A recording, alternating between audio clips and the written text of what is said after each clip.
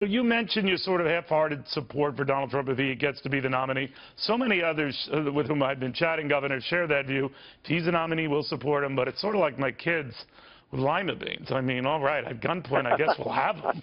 But we'll never talk to you for the rest of your life, Dad. I guess what I'm saying here is if that's the message that's coming from so many in the party, and so many others are skipping the convention altogether, Jeb Bush and John McCain, I know he's in the fight of his life, and Kelly Ott and these others also in the big fight of their life.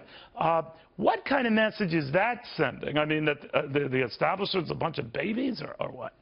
Well, look, I'll be the first to admit I'm not excited about the prospect of supporting Donald Trump if he's the nominee, but one of the things that will energize me is I don't want Hillary Clinton appointing the next Supreme Court justice. I don't want Hillary Clinton continuing Obamacare. I don't want Hillary Clinton as EPA coming after jobs in Louisiana and the rest of the country. I don't want a growing welfare class and more people dependent on government. I don't want Hillary Clinton running our foreign policy. So I think it'll be time, if he's the nominee, for conservatives and Republicans to say, okay, enough's enough. We've got to then what do you make of Charles Koch and some of these others, big conservative backers of big causes and big money, who are saying, you know, at least in Charles Koch's case, I don't like the choices that are left here, and, you know, even throughout the possibility of voting for Hillary Clinton. What do you make of that? Well, I think a lot of us are, if the choices are Hillary Clinton and Donald Trump this fall, I think a lot of us are going to say, how are these our only two choices? I mean, a lot of us are going to say, I wish we had better choices, especially given all the people that were at one point running. But at the end of the day, I mean, look, everybody's got the right to support whoever they want. At the end of the day, it's not even a close call for me. There is no way I would be voting for Hillary Clinton.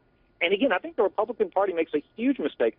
I'm not a fan of Donald Trump, but we've also got to look towards the longer term. The Republican Party cannot and should not ignore the angst, the angry voters out there saying the establishment has ignored us for too long.